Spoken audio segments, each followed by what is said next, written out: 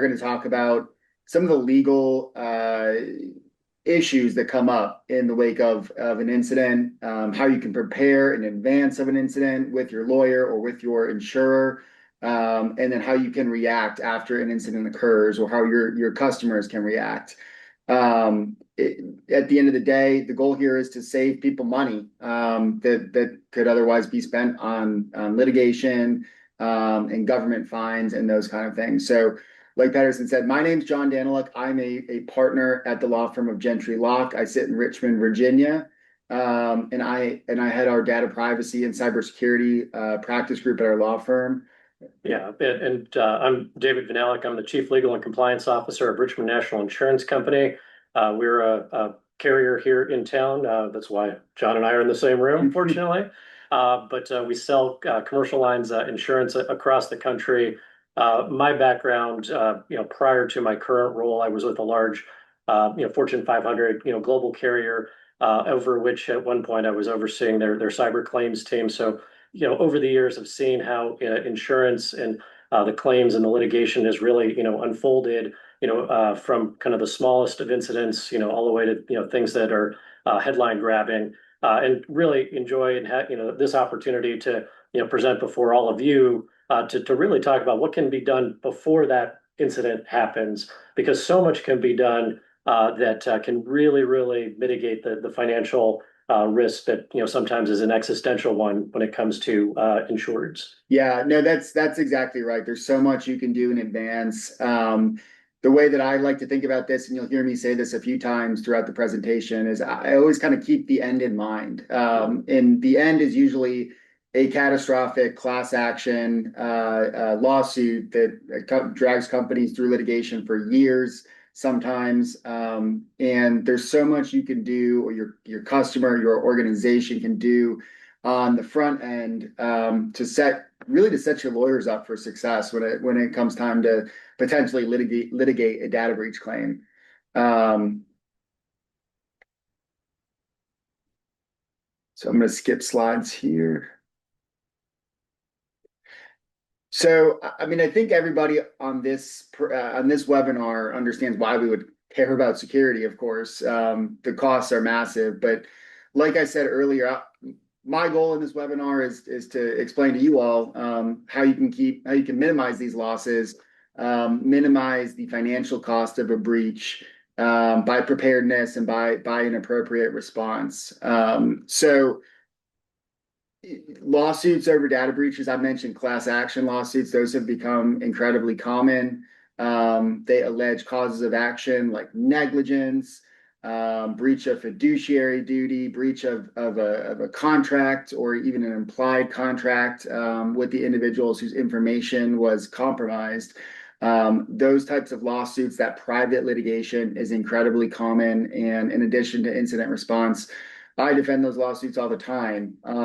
The other type of litigation that can ensue is government litigation and government enforcement action. Mm-hmm. And this is what happens when the state attorney general's office or some type of sectoral governing body comes knocking at your organization's door or your customer's door because they have not employed appropriate cybersecurity. Maybe they haven't respected consumers' privacy in terms of handling their data, or maybe they have not reported a breach appropriately.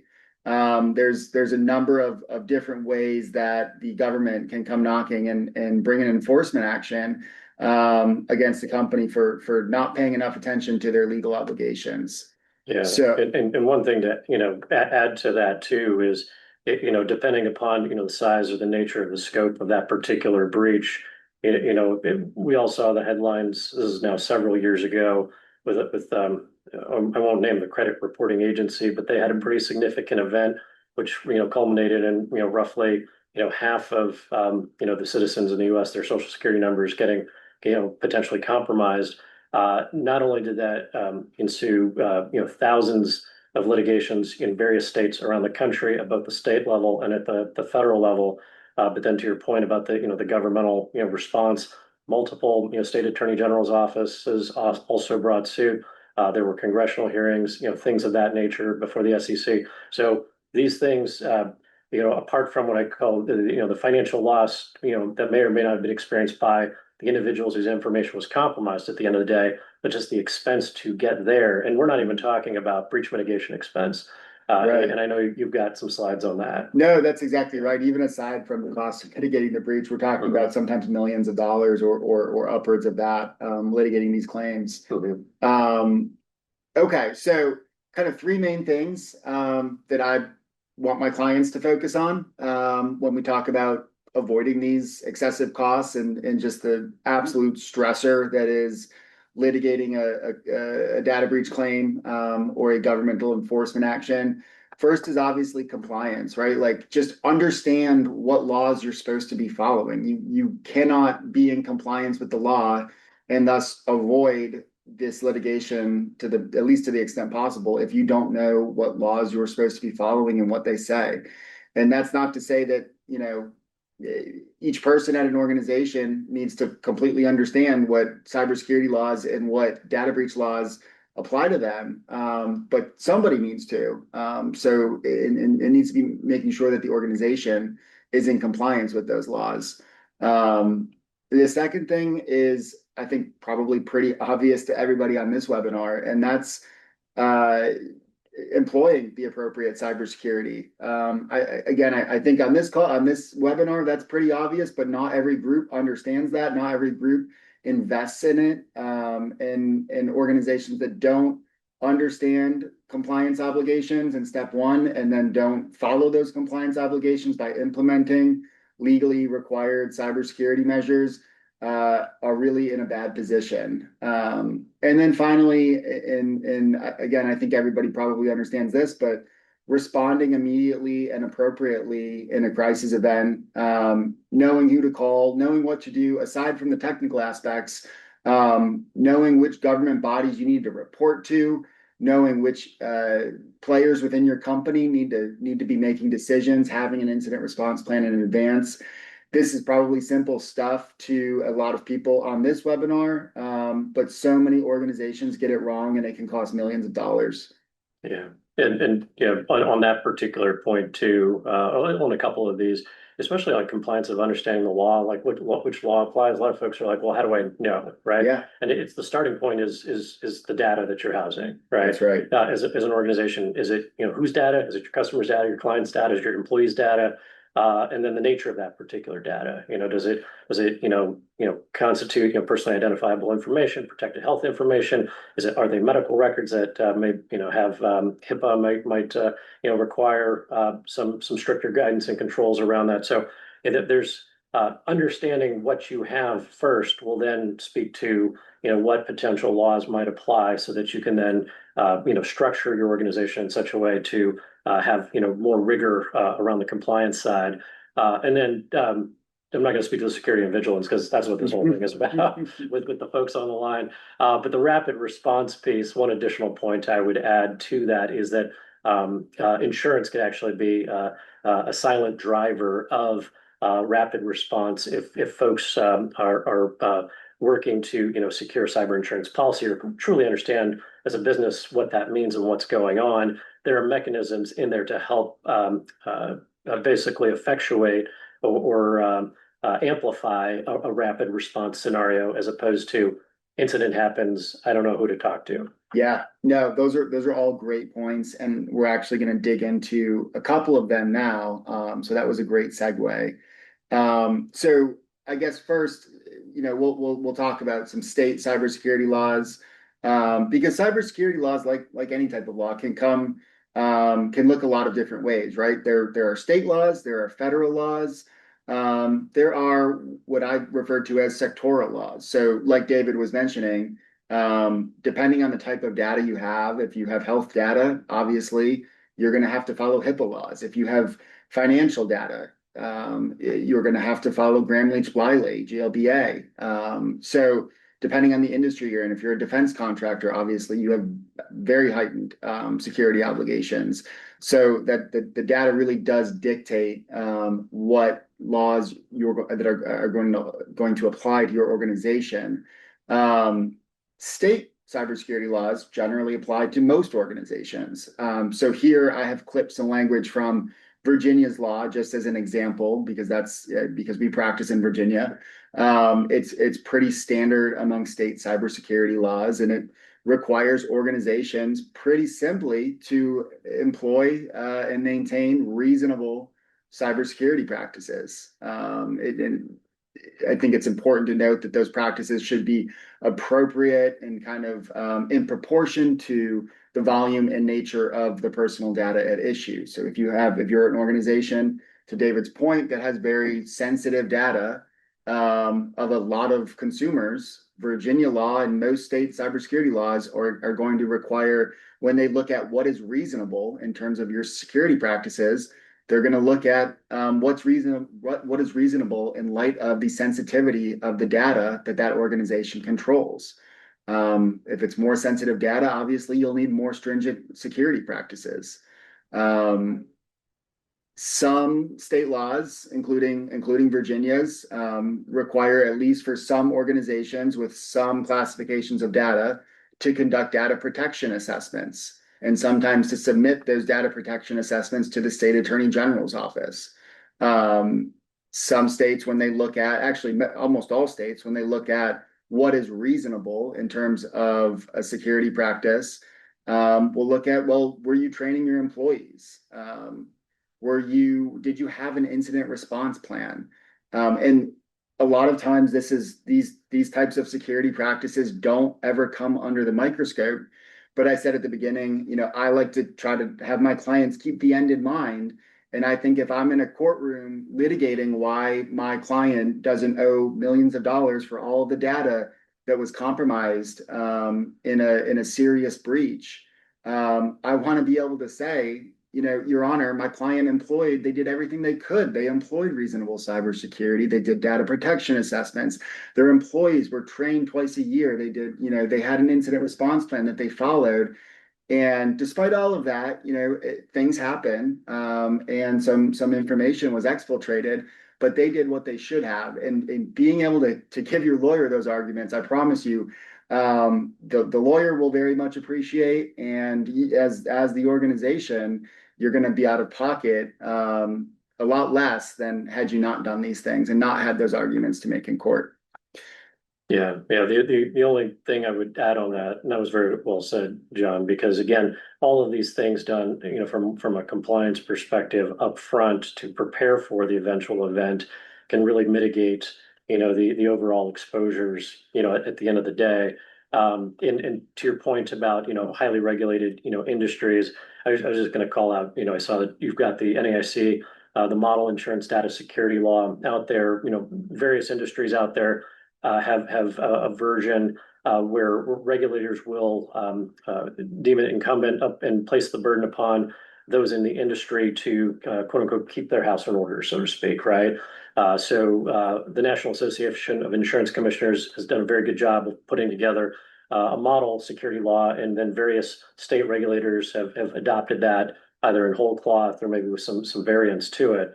But the key thing in there is it really lays out a roadmap of, as an organization, okay, build out your written information, security plan, build out your, written incident response plan.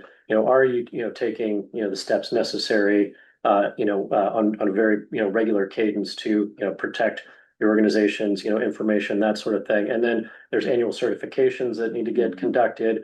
And then, all of that is reviewed as part of a regular what's called statutory examination. There are periodic examinations where a regulator will say it's an audit, basically, just to ensure that there is conformance with these particular laws out there. So again, all of this rigor is designed to fortify to a large degree the industry. And like I said, other industries have functional equivalents of that, so that you can at least be in the best position to mitigate against those risks in the long term. Yeah, no, that's really helpful to understand, David. And I think just to touch on a couple of these other highly regulated industries, I think probably most people are aware of HIPAA. That's one of the most common sectoral laws.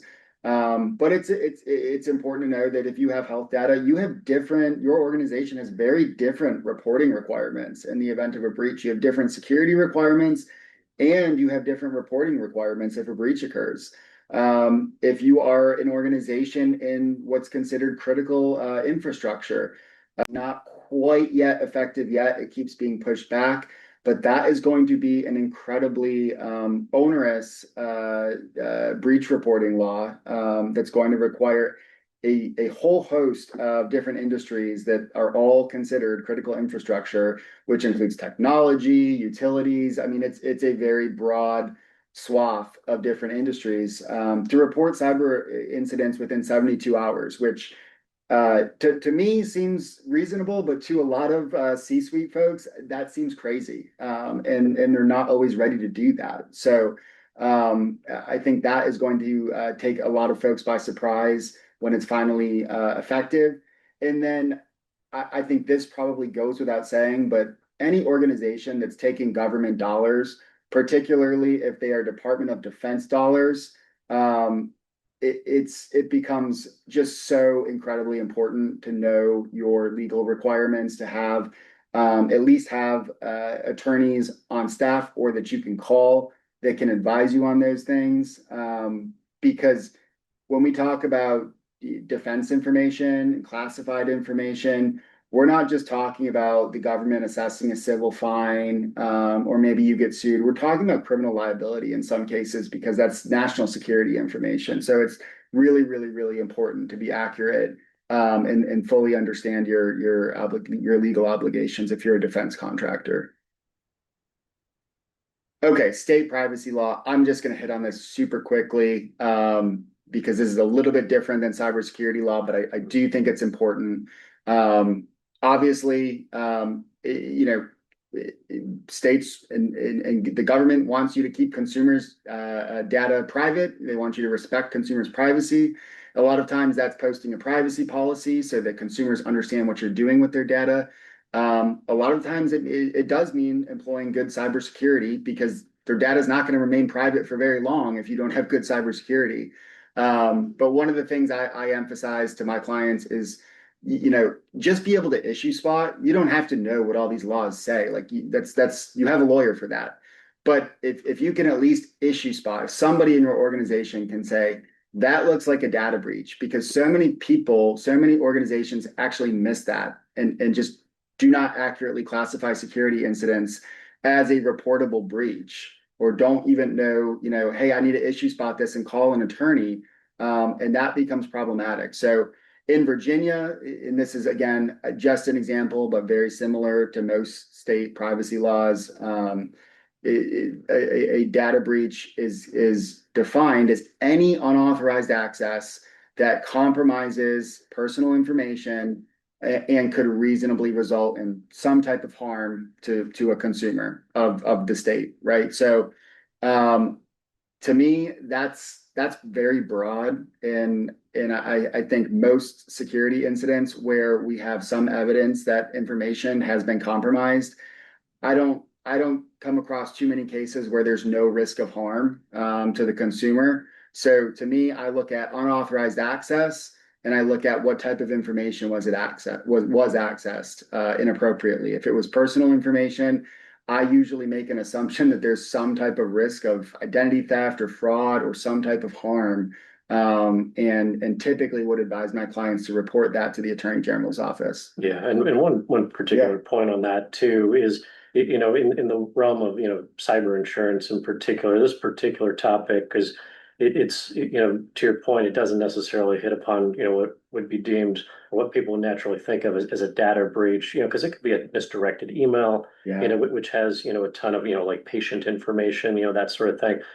Historically, now this is going back many years, but some of the original data breach policies, insurance policies, they would also provide coverage for what was called paper records.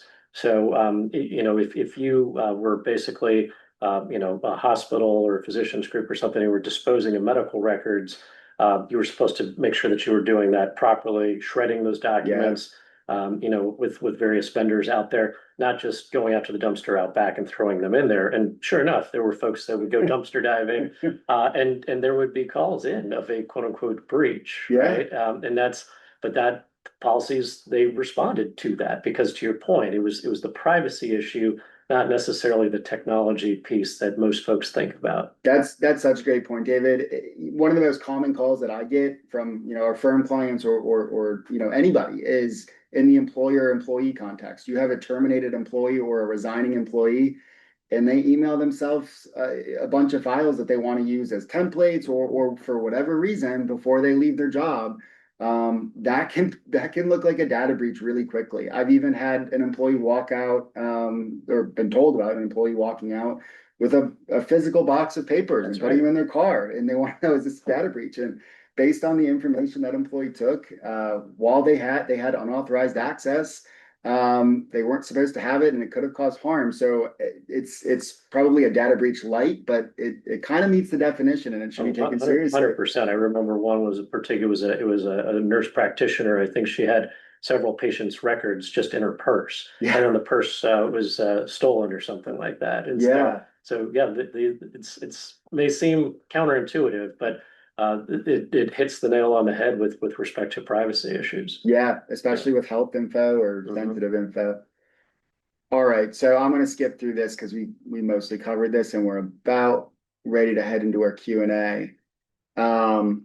Just very briefly, for about 1 minute, I'm going to run through what a breach response, at a high level would look like from a legal and insurance perspective, and then we'll answer questions on this. So I've given a very high level example here of a defense contractor employee who comes into work on a Monday morning and finds the proverbial ransom note when booting up their computer. They call their COO. The threat actor has claimed via the ransom note to have exfiltrated PII and controlled unclassified information. So obviously this has become a pretty serious issue. Employees are locked out of their network. They don't know what to do. And the CEO is on vacation, and he won't be back until later that week. So the question here, obviously, what should the COO do? I guess I can spoil the ending, and it's not wait until the CEO gets back from their vacation. It's not wait on anything. It's consult the incident response plan, right? Which should have who we're going to call, how we're going to report this up. It should have key vendors on it. So attorneys, breach coach, cyber incident response.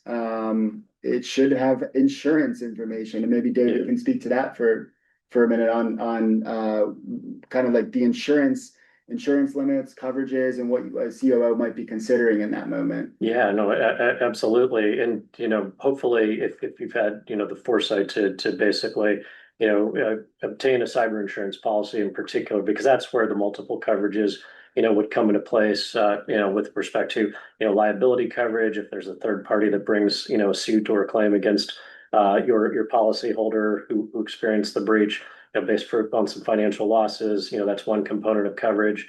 Another is, a breach mitigation expense, for an unauthorized access.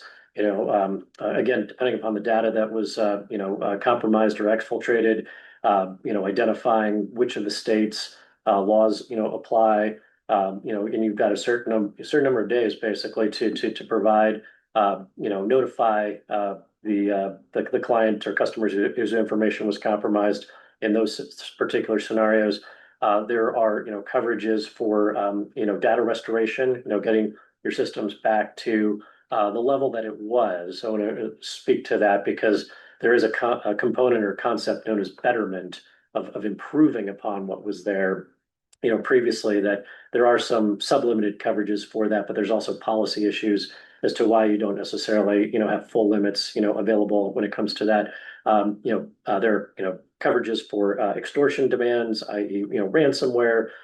There might be social engineering fraud, coverage either on a cyber policy or a crime policy that might speak to it. So again, depending upon the type of situation that you're experiencing, hopefully you had the foresight to at least obtain, some type of coverage or coverages to, best address the scenario and have some financial security associated with that. Yeah, and I'll tell you, as the attorney who's sometimes interfacing with insurance and playing breach coach, it's just so important for my clients to understand their insurance policies in advance it just makes everything so much easier when you're in a crisis event.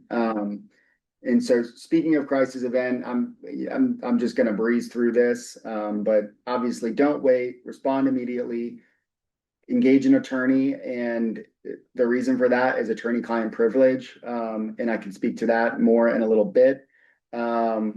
But attorney-client privilege, when we talk about litigation, is just so critical in terms of not letting the other side of the court case have access to everything that happened throughout the incident. Preserve logs, obviously no, and a lot of this is for non-technical folks that I speak to, but so often I don't know whether data has been exfiltrated or whether it hasn't, because nothing's been preserved. And we're just in a state of kind of blindness, because which makes reporting obligations very, very difficult if we don't know what actually happened in the breach. So I want to save time for questions, so I'm gonna pause here. I think we only have one or two slides left. We already talked a little bit about government enforcement, so I don't have much left on that, other than to say that the Department of Justice does have what's called a civil cyber initiative, announced by the Deputy Attorney General a couple of years ago, wherein it is a stated policy and a stated priority of the Department of Justice to seek out and either civilly or criminally prosecute organizations that usually that misrepresent their cybersecurity posture, and sometimes they're misrepresenting that to investors or to the government if it's a defense contract, but it's really not to be taken lightly. And then, of course, private litigation. So with that, I'm going to stop and we'll turn it over to questions. Well, that was fantastic. Yeah, awesome. Loaded with useful info. Yeah, Thank you usually, again. at least from a digital forensic incident response side of the house, we don't see a lot of like that stuff that's going on your side of the house, and where the overall goal is protecting the organization. And so from maybe a little bit more of a softer side of the house, like between technical and non-technical, but that was great. I'm afraid to ask all those questions in the midst of active response because it's going to cost the customer a bunch of money. But seriously, fantastic. And I would like to start with what I think is the most common question that I encounter during active engagements. Are you ready?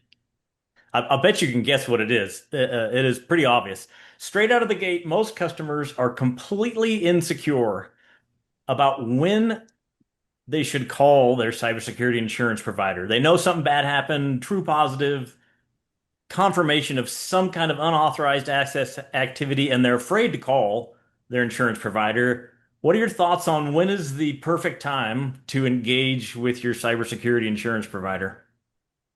Yeah, I'll field that one. I mean, yeah, again, given my prior experiences, on that particular issue, once you have, I'd say internally, it's a true positive situation. I would say notify them immediately. Basically, let them know, because once you let them know, there are conditions or triggers that then activate within the policy itself, coverages that will avail themselves. And perhaps, most importantly, by doing that, you can then a claims representative for the carrier, should be immediately, reaching out, and working with the insured on kind of the best next steps. One of which is typically paramount. Now, while a lot of folks might think, oh, it's retaining a forensic investigator, some type of technical consultant or a crisis management team, they'll be doing that as well, but they will get somebody like John in place first, the breach attorney. And the reason being is that once outside counsel, breach counsel is brought in, John can then retain all of those preferred vendors and have everything reported up through somebody like John, which you heard him mention, about the attorney-client privilege. It at least cloaks a lot of the communications within that particular vertical. If as an insured business, if you go out and retain some forensic consultant directly, investigator, those communications will all be potentially discoverable in subsequent litigation. So, but if it's all funneled up through outside legal counsel, that is it's much more challenging to do that. So yeah, so the moment you have what I call a true positive, yeah, it's picking up the phone, reaching out, however the mechanism for is reporting it, but getting the carrier on board quickly to then get counsel on quickly is always my suggestion. Yeah, and I can touch on some of the like mishaps that I've seen as the attorney when clients don't do that. I mean, for one thing, there are we talked about reporting obligations to the government or to affected consumers. The insurance company wants to know as soon as possible because they want to stop the bleeding too. They Right. don't want this to get worse. No company wants to pay more than they have to, so they want to have the right attorney in place so that the investigation's privileged, and so they don't have to turn it over if it does proceed to litigation. They want to stop they want to do the right thing and stop the bleeding too. So they want to know quickly. And the other thing that I've seen, in addition to like not telling your insurance company quickly enough, is some folks go out and hire an attorney right away. And you should have an attorney on call. I will say that. That should be one of your first calls because everything that happens after that engagement is privileged. But it's good to be on the same page before the crisis occurs with your insurance company so that is this attorney going to be covered, or am I going to spend a whole bunch of money in legal fees, and the insurance company is going to say they're not on our insurance panel, and it says right here in your policy that we have approved attorneys that you're supposed to use. We have approved digital forensics vendors and those kind of things that you were supposed to use. We have contracts with them, and you can use the right people. So that's why I think kind of knowing your policy in advance, knowing which attorney is supposed to get the call, which vendor is supposed to get the call, that's all critical. Yeah, and on that particular point, that goes to, before the incident, even happens, why it's so important to, review the policy. Most cyber insurance policies have, some type of risk mitigation component to them where, they've got resources available where you could, pull down, template incident response plans so that as a business, you can actually, put that together. And also, to John's point, they'll have a list of preferred vendors that the carriers already have contracts and relationships with, and included on that are also breach counsel lists, so that you can then reach out to your carrier, get a particular breach counsel on board, clear conflicts before there's even an event, so that if and when that event does happen, you can actually execute then very quickly. And be in a complete alignment to take full opportunities to have the full policy respond. Yeah. Love it. Fantastic. I feel like I've given decent advice based on what you just said, which is call them sooner rather than later. So I appreciate that.